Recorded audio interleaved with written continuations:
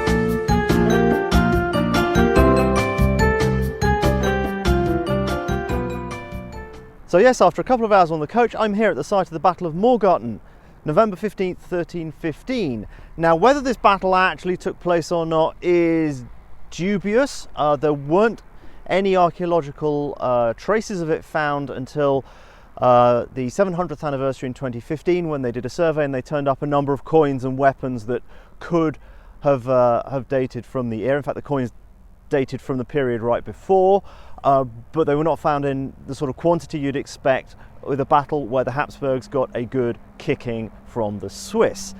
In any case, whether it actually took place or not is irrelevant, because it's a major part of the founding myth of the Swiss Confederation.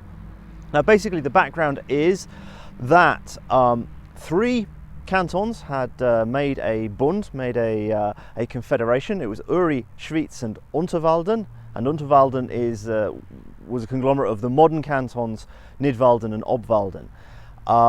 The big enemy at the time were the Habsburgs, the Austrians, who had plenty of possessions in the area, and basically the Habsburgs wanted to come and give the peasants a good kicking, sort of usual medieval thing. Come in, remind them who's boss, burninate some villages, that sort of thing. Now, this whole area around here, it was fairly well closed in with defensive walls, which are known in this part of the world as Letzi, or Letzi-Mauer. And in fact, we just walked past one that was built just after in the early 1320s. But this particular opening was open because they hadn't got around to building it at the time, or they'd left it as a bit of a trap. Now, in any case, the nascent Swiss who were living here were peasant folk. There were very few nobles. The Habsburgs, big developed nobleman dominated society. They fought in this sort of noble tradition of knights on horseback and in armour, and sort of the general thing was that only knights had the right to fight other knights.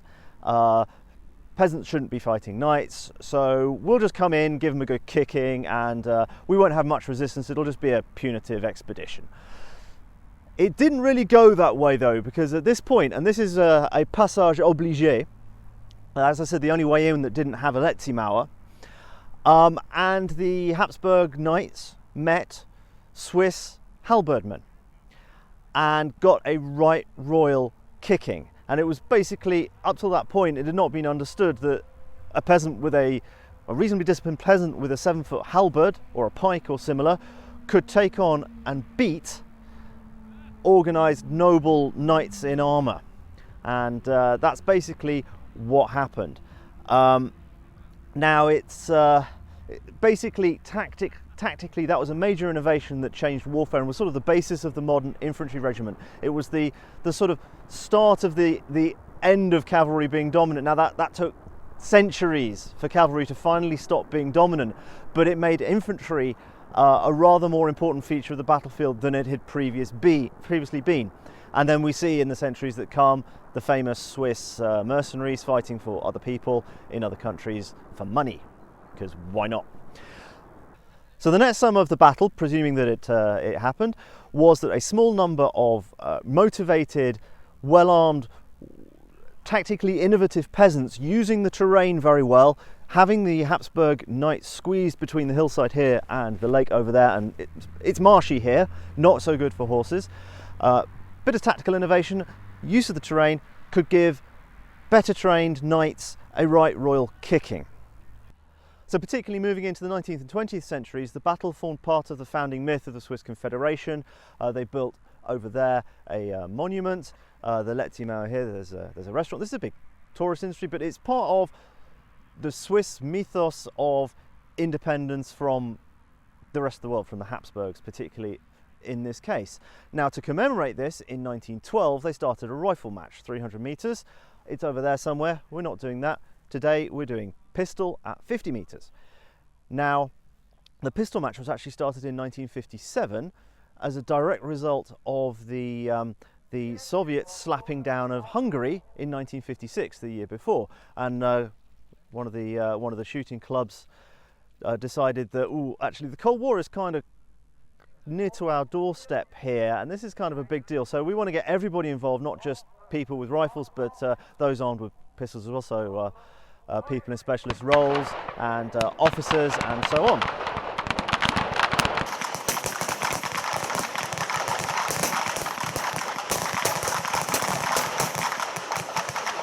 So as a little tangent, us Anglos, sort of Brits, Americans, Canadians, tend to think of the Cold War as something a little bit distant, and likely what would have happened to us is we'd have just been turned into a glowing car park.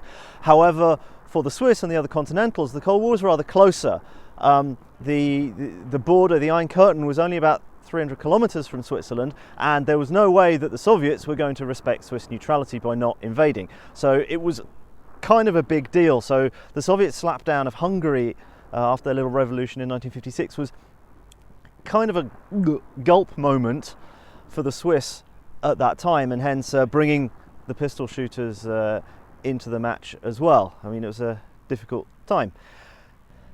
Now, in the First World War and the Second World War, the match also became a rallying cry as well. 1915 was the 600th anniversary of the battle, and General Ulrich Wille came to the match as well as publicity around it. And in the Second World War, Guisan came to the match because it's part of the founding mythos, and with Swiss independence threatened in the First World War by either of the sides, in the Second World War by the Germans, it became a big deal. And this is why it's historic, and this is why people are prepared to spend a day off work.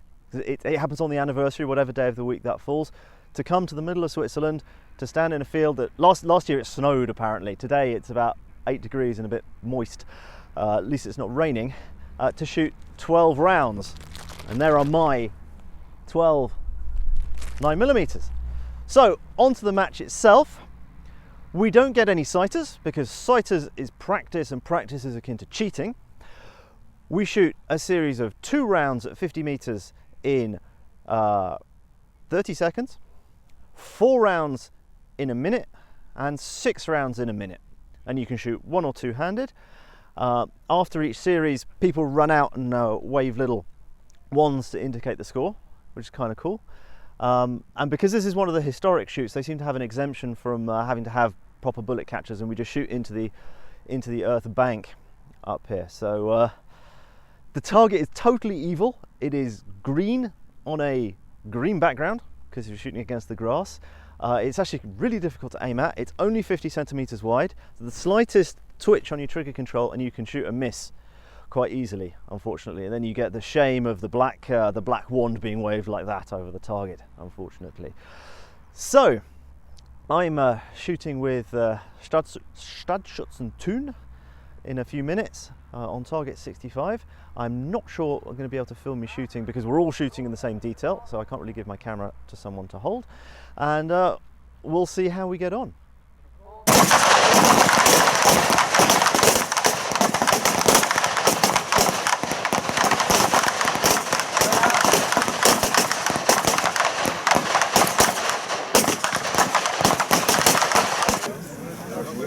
Hold on. Hebt Sorge, gell? Feuer!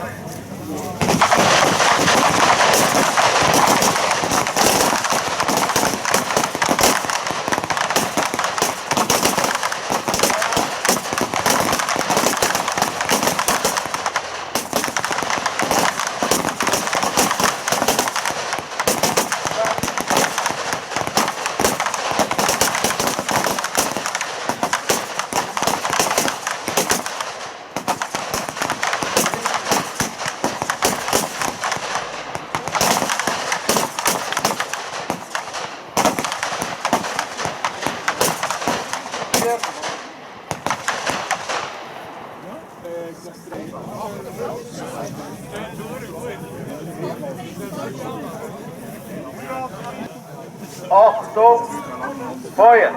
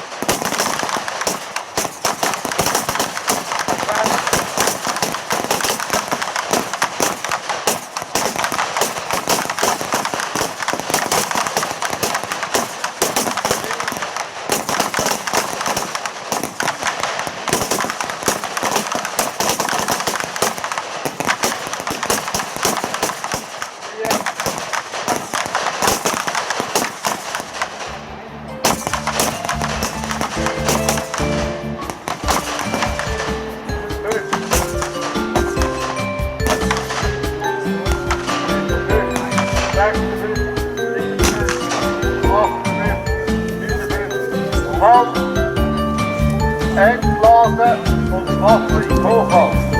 Verfolgt Waffenkontrolle. 40 points.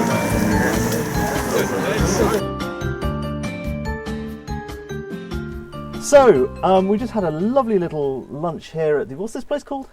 Dream Valley Ranch. Dream Valley Ranch in the centre of Switzerland. A little bit of Americana in the middle of Switzerland. I did pretty badly, let's just say. My first ever Morgartenschiessen, and I scored 40 out of 60, which is... On the other hand, Budi here shot the highest of us all, Yep. of us, of Thun, and scored 52, didn't you? So Yes. congratulations. Thank you very much. You've got your medal. Is that your first Morgarten medal? That was my first medal here, yes. Excellent. How many points do you need for a medal? 49. It is tough. It is a tough shoot. It is probably one of the tougher shoots you can have just because the target is so narrow and tall. So, and especially the light is never going to be the same as your home Yeah. range where you can practice and everything. Mm-hmm. So, and it takes a good portion of luck too. to get to 49 or up, or even win. So it's a tough one. So I'm very happy I finally got that monkey off my back and got that medal. So, and then it's November. You never know how the weather is gonna be. Yeah. We were very lucky the last 4 years. Always nice weather. We had some snow on the ground every now and then, but no rain, no snow, and you never know. So if you have fog, like it is, foggy a little bit right now, or rain, then you almost have no chance to get a good result. Yeah, the light was really, really diffuse, and you've got a green target on a green background, and you've got sights that don't look as black as you think they should because the light's very diffuse, and trying to focus on what you need to focus on, and then not. I actually lost one off on the full shot series, probably off to the left. Trigger control. It's 90% in your head. Yep. It's more in your head than in your index finger. So was it normal that part of the target was a darker green than the rest? Because the training targets are all uniform. I noticed this too, and I think in the years before that was not the case. And as an example, last year we had snow on the ground, and that means you have a really, really good contrast. Yeah. Because the target is actually, there is no white to the left and to the right of the target. It's simply just the target itself, which is dark green and which blends in perfect with the dark grass growing around it. So I think they did this year because of that. And I noticed this before, and I noticed they were not all the same on every target. Yeah. So I aimed just on the bottom of the green blob, let's say it this way, and I actually was pretty good on the target right from the beginning. But I think they did that the first time, so it gives you something to aim at. But so it makes it maybe a little bit easier, but it does not make a big difference. Well, I actually have to aim at the bottom of the ring, and luckily my eyes, even though I need new glasses, are good enough that I can see the rings on the target if the light is good. And the problem is the light wasn't good, so I'd have to see the ring, work out where I need to hold my front sight, focus at my front sight, and then squeeze it off and not be a muppet. And that is probably the most difficult thing on a shooter's mind. Yeah. You supposed to find somewhere on your target that your point of aim, but you cannot look at the target. You have to look at your front sight, and as soon as you start to go up front and back front, you're not gonna hit the 10 ring. So then you lost already. So, and it makes it especially difficult. And we shot 9:30 in the morning. Yeah.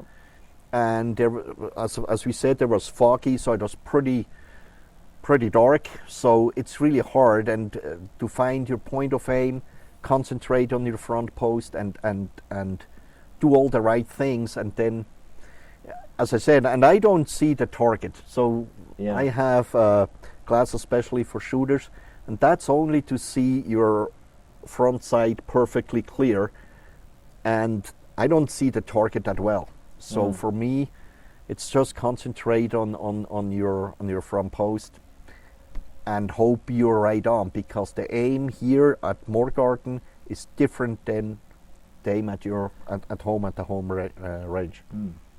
It's interesting that the advice you gave me, because this is your 4th or 5th time, Yep. that your first time to actually not completely wipe out is doing all right, and you think you've got everything in your head, but then once you're on the firing point, it's different, it looks different, everything is different. You're under at least the time calling wasn't anywhere near as, the load and ready and everything wasn't anywhere near as bad as at Rootley this year, where we were like, load, Anschlagen, fire, really quickly. Especially at the Rootley, he was Super fast quick. as hell. I would say about a third of all shooters were not ready to to get it on at that point. It was really, he kind of like, load, aim, shoot, and nobody was really ready to do that. Yeah. So it's a little bit, it's not as a high standard shooting as the Rootley, so here everything is a little bit slower. But then you don't stand on even ground. Yep. You stand on the grass, and I mean, cows are grazing there normally, so there are holes all over the place, and maybe a little bit on a hill, and so it's not as easy, and you really have not to get too frustrated if you fail the first couple of times, and just say, hey, let me get something out of it, let me learn and do better next year. As an example, when you try to find your point of aim, come from the middle down instead from the bottom up, because the holder of the target is different than at our range, and that gives you a different sight picture already. So that makes it such, and every year I learned a little bit to it, and you need luck too. I mean, there's literally hundreds and hundreds of shooters. The targets are shot up, and if he not find your shot, he just gives you a 0 and you're done with. And you get anything approaching a good double, particularly once the targets are shot up. They're not going to recognise that. They're going to call it one hole and a miss. So what was it last year? You got 5-5, 5-4-4 miss or something. At the last series, there was actually 3 years ago, I had 3-5, which is the top, not the 10. It's the 5, which is actually the same size as the 10 ring normally. And then so I had 3 5s and 2 4s and a 0, and no way I shot a 0. He could not even find the shot anywhere. So it's bad luck. There is no way to protest, and it's tough. And there is hundreds of shooters coming afterwards, so there's no time to go back and do anything, and that's just tough luck. And I was disappointed because I was on the way for a really good result for the medal. I didn't get it at time. I had 48 instead of 49, so I was kind of like, pissed off. So, but you got to calm down and say, hey, next year better luck, and you just take every year something with you. You do it better than the year before. Don't do the mistakes anymore, and practice as much as you can. And we talked about this inside already. So with an older shooter who is in the business for 40 years or something like that, and he said too, I mean, the quality of the shooters goes down with our military sidearms, because a lot of sports shooters, they go for the sports pistols and stuff like that. Probably because it's cheaper. Yeah, the ammunition, it's 22 LR instead of 9mm or 7.65 Parabellum. Half the price. And so that's the point. And so a lot of these guys, they practice with their sports pistols, and then they have to change on to the SIG P210 or the Parabellum. Most shooters obviously shoot the P210. Yeah, I did. I forgot to mention it earlier, shooting my P210, because they won't let me shoot my Model 1882 revolver. You, on the other hand, are one of the few that shoots a Parabellum. Yeah. I actually not even know why I'm shooting better with this pistol. I just had that in my safe, and one of these days I took it to the range and shot 50 meters, and I hit pretty well, and I thought, maybe, who knows? And then I realized in average I shot about 2 points better with the Parabellum, and since then I use it. It's a little bit delicate. I had some problems to this. Otherwise I probably would have shot even a better result and got into the top 1%, but yeah, that's just failure the way it is. Exactly. And I had to reload a bullet more, so it was really, and it was in the last series, which is 60 seconds for 6 shots, so I had to hurry up pretty good, and so that was probably the 2. But all in all, I can be very happy, especially because I had these problems, and that's Parabellum for you. It can happen. The same with the trigger. You never know really what kind of trigger you get on that day. So, but for me, it's probably the grip and everything, and because I shoot a little bit different position, closer to my face, so that pistol fits my sight picture pretty well. Well, as with all of these Swiss Ordnance pistol competitions, the P210s absolutely dominate, particularly in 765 Para. Yeah. One of our guys is a military policeman in service, so he was actually shooting his Swiss-issued Glock 17. You see the very odd P220, but not many because they're not that good. Sphinxes are allowed, and you occasionally see one of them, but most people are shooting a version of a SIG P210 because they just seem to be overall the best guns for the competitions. For me, I mean, that's just my humble opinion, but it's probably in 9mm it's the best pistol ever built. for military pistol. Provided you don't need 9 rounds. It's just kind of like even if you just rack the slide, I mean, it's so smooth. And the other thing is also here, a nice P220 you pay about $1,100 bucks. Mm-hmm.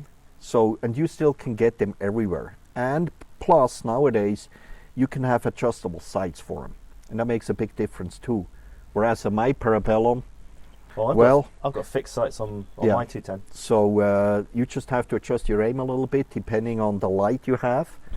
But and it's such a smooth gun, the P210.